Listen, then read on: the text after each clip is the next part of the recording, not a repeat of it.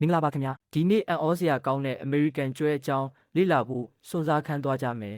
ဒါကတော့ကျွဲတွေပြန်လာပြီဆိုတဲ့စာအုပ်ကောင်းကြီးကိုဖတ်ဖို့အသင့်ပြင်ဆင်တဲ့အကောင်းဆုံးနည်းလမ်းပဲကဲစလိုက်ရအောင်ဒီခန်းနာတဲ့တိရစ္ဆာန်တွေရဲ့အဖြစ်မှန်ကိုကြားဖို့အချိန်အများကြီးပြန်သွားကြရအောင်ဒါဆိုဘာပြောမလဲအစင်သင့်ဖြစ်ပြီလားကဲကျွန်တော်တို့ရဲ့ပုံမြင်ကလွန်ခဲ့တဲ့နှစ်ပေါင်းများစွာကလွင်ပြင်ကြီးထဲမှာစတင်ခဲ့ပါတယ်ကျေပြောလာတဲ့မြက်ခင်းပြင်ကဘာကြီးကိုမြင်အောင်ကြည့်ပါအဲ့ဒီမှာအရာရာဟာအဖွဲလိုက်လို့ပြီးပြည့်စုံစွာပူးပေါင်းလှုပ်ဆောင်ကြတယ်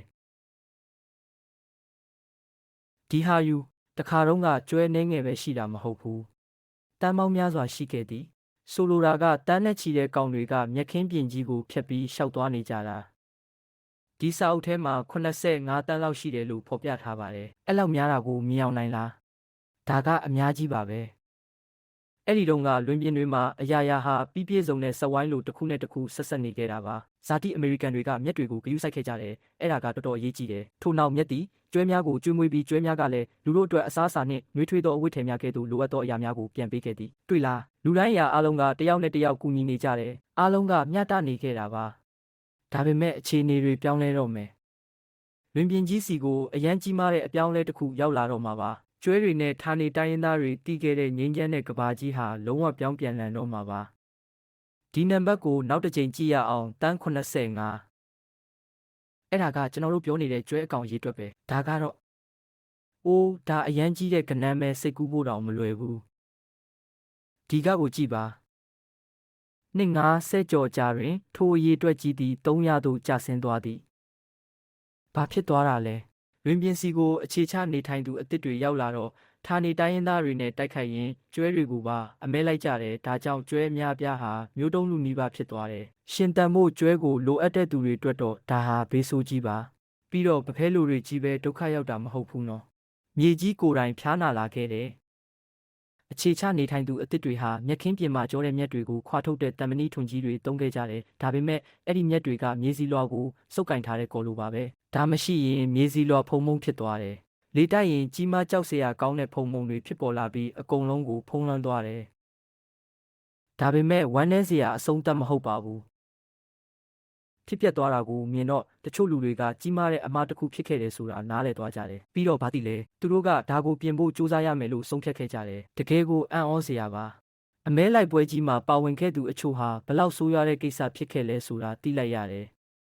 အမေရိကန်သမ္မတတီအိုဒိုယူဆဘက်တောင်အမြန်လုပ်ရမယ်ဆိုတာသိတယ်ဒါကြောင့်ကြန့်ရှိနေတဲ့ကျွဲနှဲငယ်ကိုကာကွယ်ဖို့အတွက်အမျိုးသားပိုင်စွန်နယ်မြေလို့ခေါ်တဲ့အထူးဘေးကင်းတဲ့ဥယျာဉ်ကိုသူတို့ဖန်တီးခဲ့ကြပါတယ်ပြီးတော့ခံမှန်းကြည့်ပါဦးသူတို့ကယ်ဆယ်ဖို့စူးစမ်းခဲ့လို့ကျွဲအကောင်ကြီးပြန်တိုးလာပါတယ်ယခုအခါလွင်ပြင်တွေမှာကျွဲအုပ်တွေထပ်မံကျက်စားနေကြပါပြီမှန်ပါတယ်ကျွဲတွေပြန်ရောက်လာပြီအင်းဘလောက်အံ့ဩစရာကောင်းတဲ့ပုံမြင်လဲဟုတ်စာအုပ်ထဲမဝင်ခင်တွေ့ရမယ့်စကားလုံးအချို့ကိုကြည့်ရအောင်ဇလန်းကိုပိုနားလည်စေမဲ့တောချက်စာလုံးတွေလို့သဘောထားပါပထမဆုံးအနေနဲ့ကျွဲရိုင်းပါဒါကအမေရိကန်ကျွဲအတွက်နောက်ထပ်နာမည်တစ်ခုပါနောက်တစ်ခုကတော့ကြေမွသွားပြီးမြေစီလွှာဖုံမှုန့်လို့ကွဲအပ်သွားတယ်လို့ပဲအရာတစ်ခုဟာအပိုင်းပိုင်းကွဲထွက်သွားတာကိုဆိုလိုတယ်ပြီးတော့ကျွတ်ဆက်တာပေါ့တစ်ခုခုကလွယ်လွယ်ကူကူကွဲတတ်တယ်ဆိုတာပါပဲဒုံးဆိုင်တာကော